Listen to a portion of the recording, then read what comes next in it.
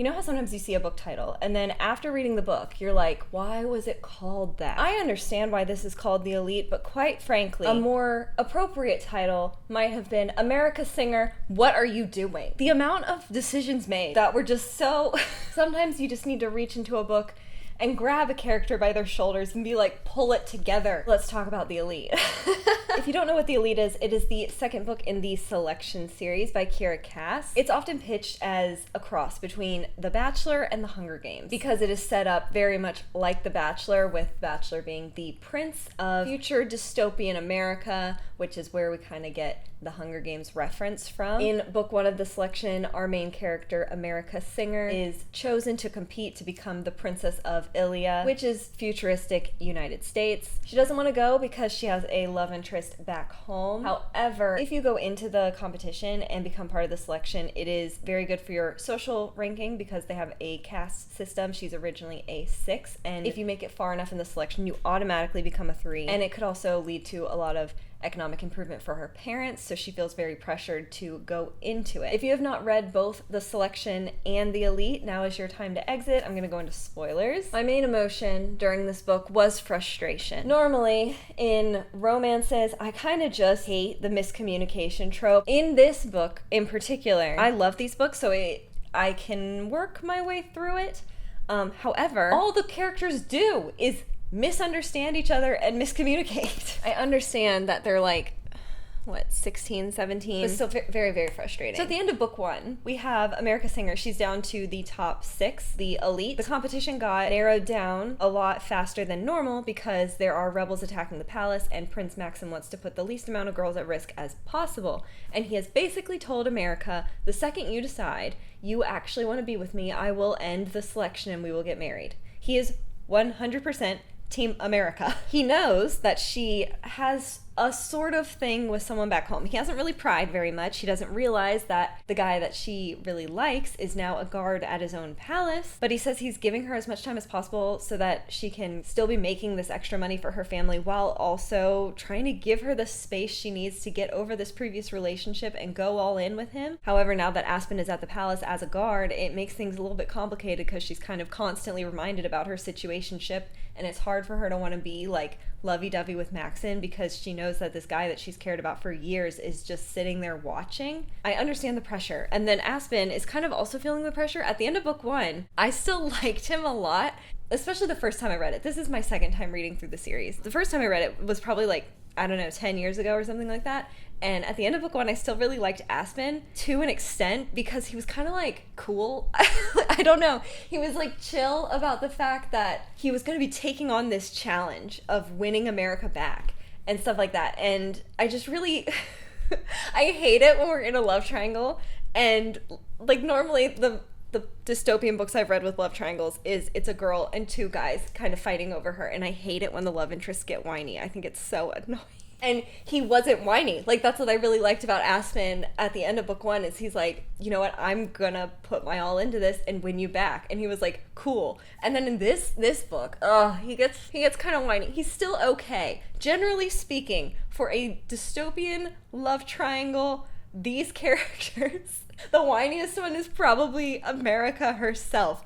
Because Maxon is genuinely such a gentleman, and Aspen does pretty well for part of the book, and then he gets a little annoying and kind of like, I don't know how to describe that like attitude that he sort of gets that I don't like. He kind of starts to get into his feels because he's talking to America and he's like, how on earth am I supposed to compete with Maxon when I can't talk to you? Because it's treason for the 2 of them to ever be caught in any type of, even the suggestion of a relationship, like it's not good. So they can't really talk because there's no appropriate reason for them to talk and it like not look like it's anything. And he's like, how am I supposed to compete? And I'm like, you can't. Maxon is the clear choice here, obviously. Anytime that we thought about Aspen while we were with Maxon, I was like, can we just focus for a second? Because it's so clear. And I understand that a big part of this book was whether or not she wants the weight and responsibility of being a princess, because in this society a lot of responsibility is going to fall on to whoever Maxon marries. It's more than just being a public figure. Like, she's going to be expected to sort of take part in the government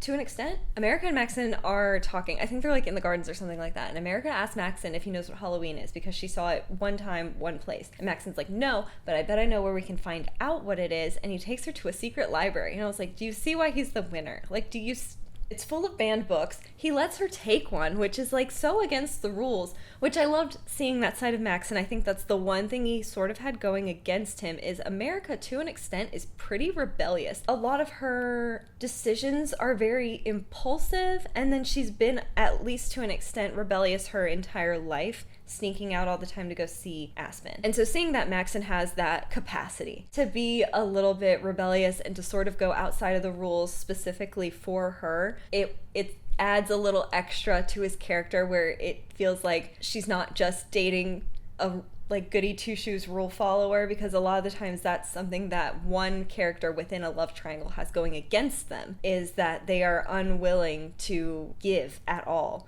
when it comes to what they're supposed to do. We have an interesting conversation with Marley, and she knows that she's really only there for public approval. So she doesn't even really like Maxon, which is crazy to me. Not that like, I mean, I'm glad she doesn't. We don't necessarily want Marley and America to be kind of going at each other in a competitive sort of way. They are best friends. So it works, but at the same time, I was like, Marley and Maxon's personalities together make so much sense to me. I think that's why America likes them both. She's drawn to these very, bright, cinnamon rolly characteristics within both of them. Maybe it's, they're too similar, and that's why she doesn't like him. And Marley also knows that Maxon loves America.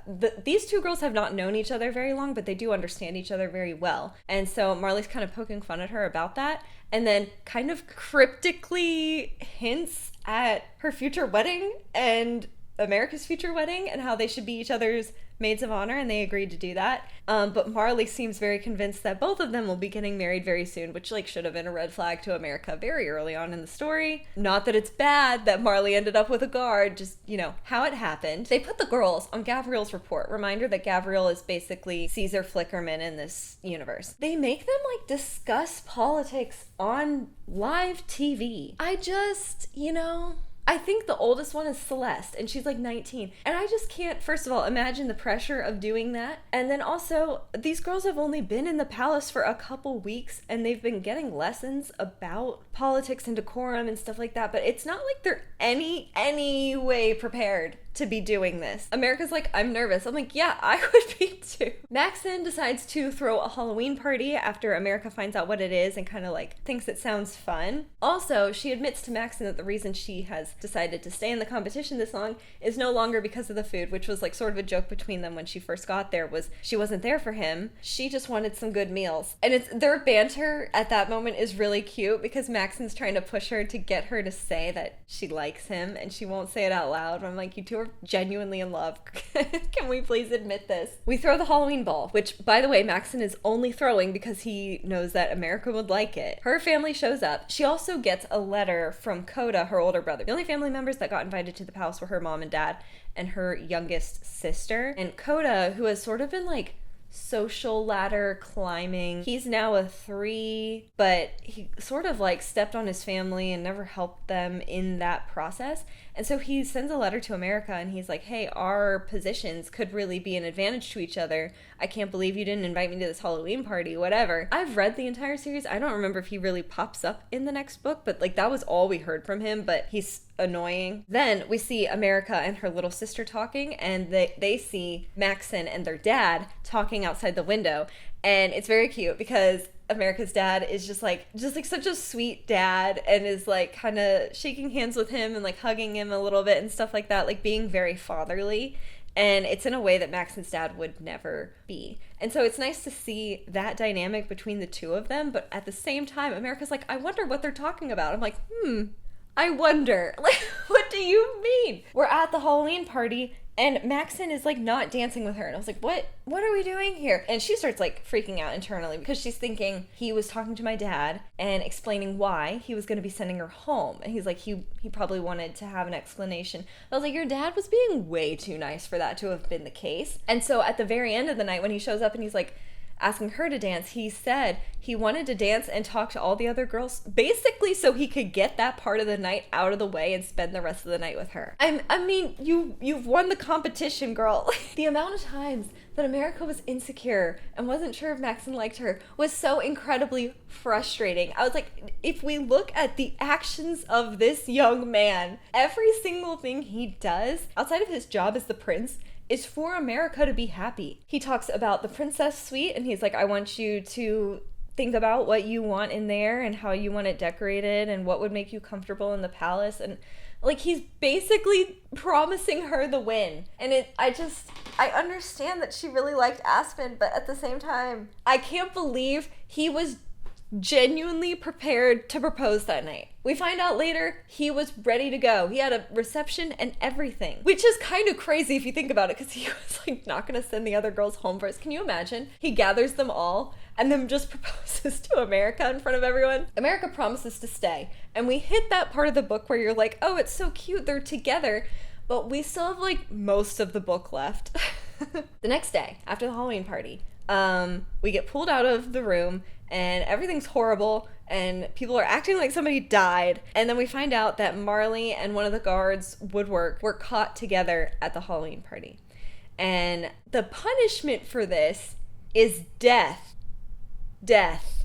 And Maxon, his only option, and America just doesn't understand this, and it's really frustrating because I feel like it's very clear what's going on here. But Maxon's only option for mercy is to have them caned instead of killed. And America's pissed at him. And I was like, he has decided to not kill your best friend when his dad, the king, wants to kill her best friend. Like, America, like, pull it together, girl. And I understand she's like, oh, like, distraught. This is very, very scary to watch, like, her friend being hurt in a public square while people cheer it on. I'm not saying that it's an easy situation. What I'm saying is that America is not thinking this through whatsoever. And, like, I understand Marley and her guard are now going to be 8s, and that is the lowest position they could be put in, and it's going to be very hard. But America, what did you think was going to happen? She runs out into the square and is trying to stop the kid. You're 16. She's probably like 100 pounds soaking wet, and she's gonna stop the guards from caning people. We were not thinking. We were not using our brain. It was so dramatic. And she, I mean, America is dramatic. Like, let's be very real. But she keeps, like, looking at Maxon, and she's calling for Maxon, and he can't really acknowledge her or the pain she's going through. And I was like, he's doing the absolute most he can for her at that moment. We could argue that, you know, he could let them go without anything happening, but I don't think his dad would have let him do that. And as we find out later, Maxon knows all too well the pain that they're going through. So I don't know, I feel like he probably saw the options and was like, well, I've made it through this many times over, and so I would rather put them through this pain so that they can be together and that she can leave. Like, he could have had her killed for cheating on him, but he didn't. And I was like, America, can we please see this for what it is? Anyways, America goes back to her room and she's yelling at all the guards and at her maids, who are like her closest friends in the palace now, because they didn't warn her, which I do understand that to an extent, and the maids feel really, really bad, but they were probably under orders to not say anything. It's a king. You can't just, like, break your orders like that to tell America what's going to be happening. America thinks that because of this, she can't be a princess. She's like, I could never do that to someone. And I was like, if you were given the 2 options between having her killed or caned, you think you couldn't make that decision? Like, either option is bad. But anyways, I was so frustrated with her at that moment, and I was so frustrated with her for getting mad at Maxon about it, because he did the best option. This is how America goes back to being Team Aspen. And then she gets a letter from her dad, and he's saying that he's proud of her for trying to stop. And I understand why her dad is proud. Even Queen Amberly is like, kind of insinuates that she's proud of America for being upset with this situation and trying to do something. And I get it, but they're proud of her in the way that, like, her morals don't allow her to think that's normal. But at the same time, if she had made it to the platform yelling and screaming like that, she probably would have ended up on it right next to Marley. Anyway, Amberly tells her to go easy on Maxon because she should, I'm so frustrated. I don't even know why I'm so frustrated about that. Celeste essentially says that Marley got what she deserved for being with a guard, and America jumps at Celeste to slap her because of that, which was deserved. We find out that Celeste hits her maids like she's an abusive person. So she's even worse than we thought. She and Aspen meet up to, chat. And I was like, are you stupid? Did you just see what happened to Marley and Woodwork? They probably thought they were being sneaky too. And Aspen's like, oh, I'm a guard. I know when the rotations are. I know how to find pockets of time for us to be together. I was like, Woodwork was also a guard. Do you think you didn't have the exact same information? What? And then, in the next scene, Celeste is showing America a magazine where there's a story where they interviewed the king or whatever, and he kind of made a jab at lower caste girls. And America's really the only one who's left that's lower caste. It's a clear jab at her. The king is showing that he does not like her, does not approve of her. I would cry too. I don't blame her for running off and crying. I do blame Aspen for showing up at her room, leaving the door cracked, and wiping away her tears and being all gentle and kind. I get that he wants to comfort her, but I was like, are you, like we just said, are you stupid? This was so many times they were like, we're not being risky, and then they risk it all.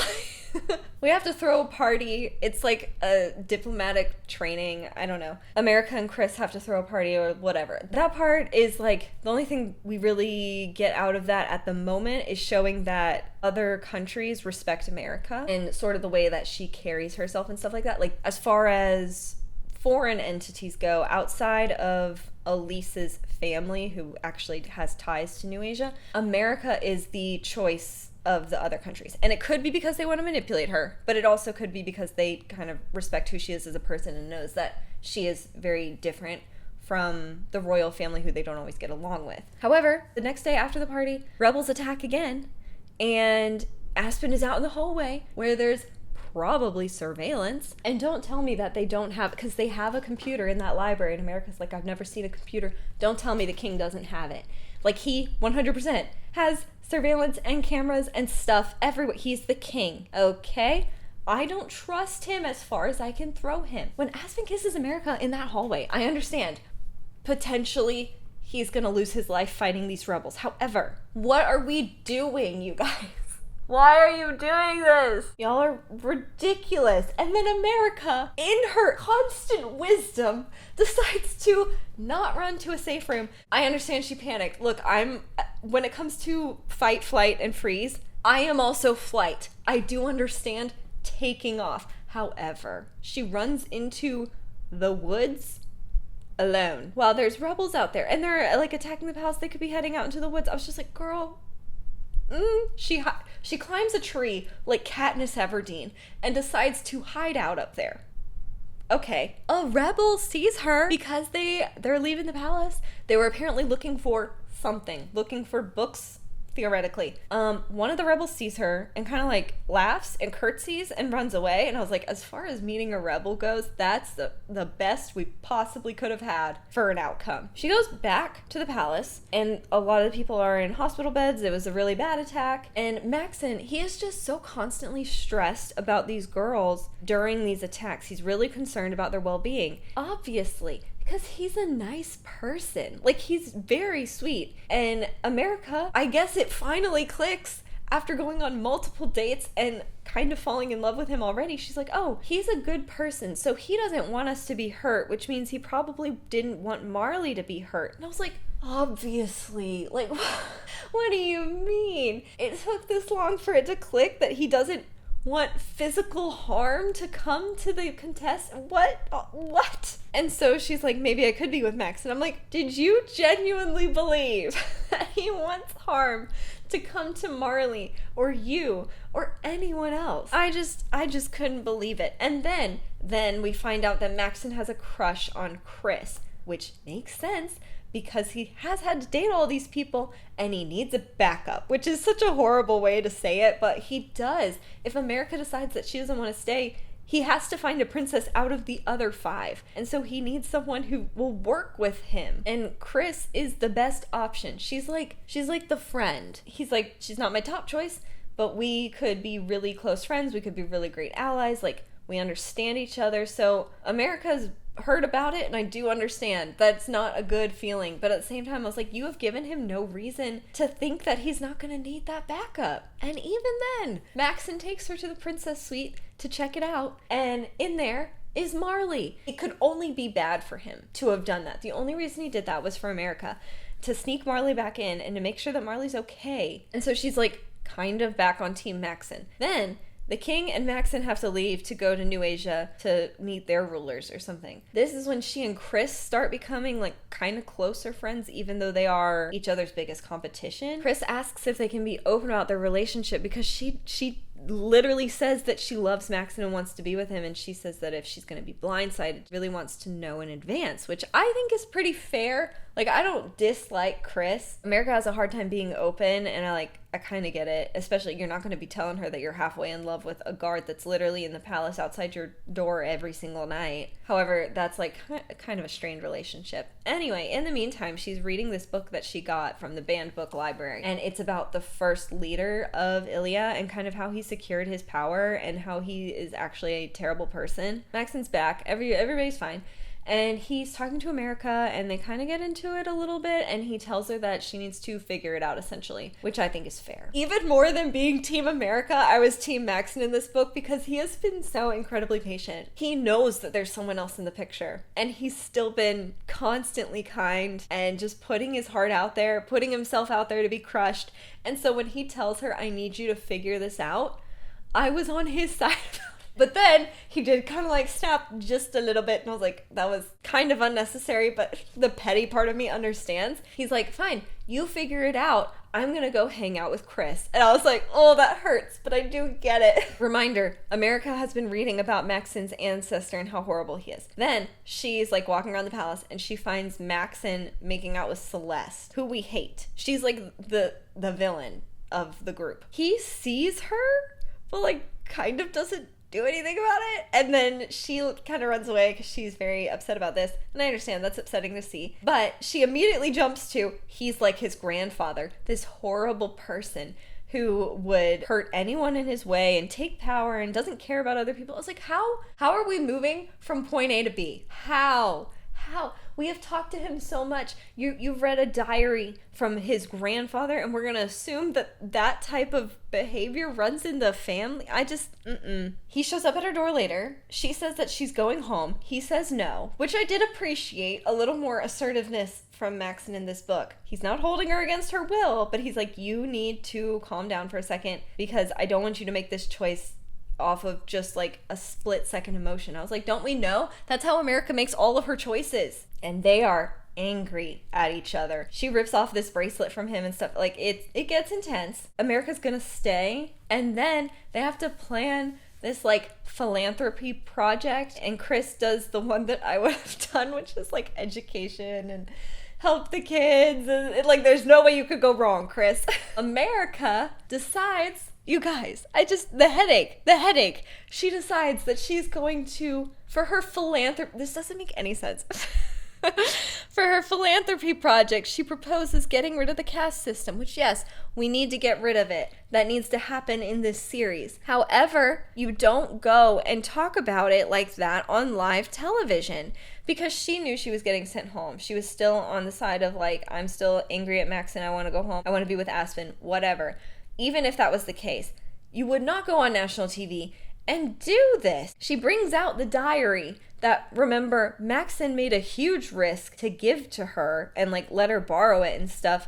So she, to the country, reveals all these secrets about like their original King Gregory and stuff like that. It's very clear to Maxon's dad who let her have access to that diary, which obviously America doesn't know that Maxon's dad beats him on a regular basis. But still, I was like, you have completely betrayed his trust, and no one's gonna listen to you in this way. Her ideas are good. The things that she wants to do are good, but That's not how you go about it. Like, you don't just get on live television and spout this out, because as the king decided to, he cut the cameras immediately. The king orders that she is gone that night. Maxon stands up to him in front of like all the girls, and Gavriel's right there, and he even tells America, like, I've never seen Maxon stand up to his dad like that. And you know what's sinister is that the king tells Maxon they're gonna go talk, which Maxon knows what that means, and he's like, no. He's like, would you rather I take America? And he was like, no.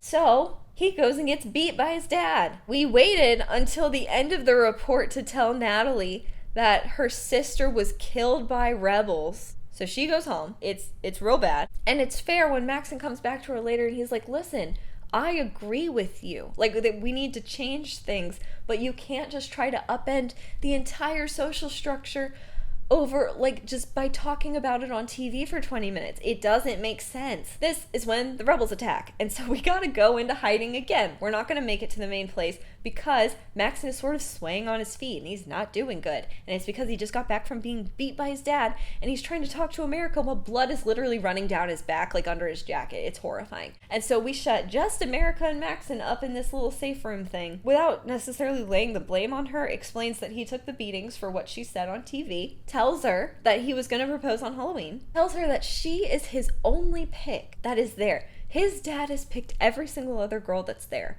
for political reasons, basically. Tells her that he was making out with Celeste because he knows that Celeste is there to use him and use his position. He's like, might as well get a little bit of fun out of it, which, okay.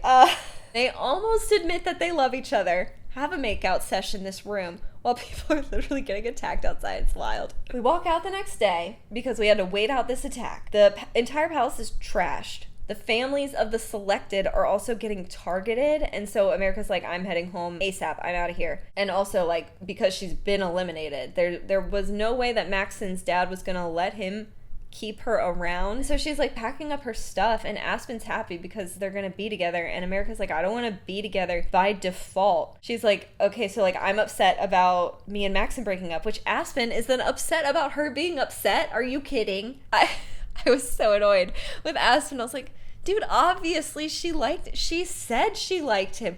Why are you acting like this is coming out of left field? Give her a hot second to pull it together. She's been through a lot. And then she's like, I don't know, because are we only going to be together because I wasn't picked by Maxon? And are we only going to be together because we've only ever dated each other? And are we only going to be together because I'm your default option? And she's freaking out. And I was like, listen, I obviously wanted to be with Maxon, but in this situation, I was like, why are we having this, like, all of a sudden, these emotions about their relation? Probably because she knows they're not right together. Like, they've been together for so long that it's comfortable, but she understands that what she wants is with Maxon and that type of relationship. So I get it. I understand why she's freaking out. It was just like, why did this never come up?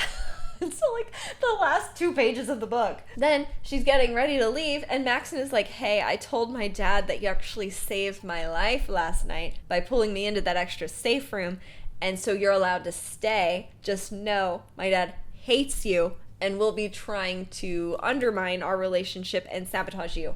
And America's like, I'll take that deal. So she's staying. Wild. Absolutely wild behavior by every single character in this book. Queen Amberly is the only normal one. I don't remember everything that happens in the one, but I do know that I was just as frustrated with America for a significant portion of it, but I'm excited to reread it. When is your favorite part, and or when did you find America to be the most infuriating? I think mine is just like the constant back and forth flipping and the reasons for it. It's not like Aspen is ever like one-upping, really. It's more of like, I'm mad at Maxon, I'm happy with Maxon. And so that's how Aspen is ever in first place, is just because she's upset with Maxon, which should tell her something, you know? But anyways, I hope you can tell I'm having a great time rereading these, even though I'm very frustrated. Please like this video if you liked it, click subscribe if you want to talk about more book stuff. My name is Katelyn, thanks for watching. Bye.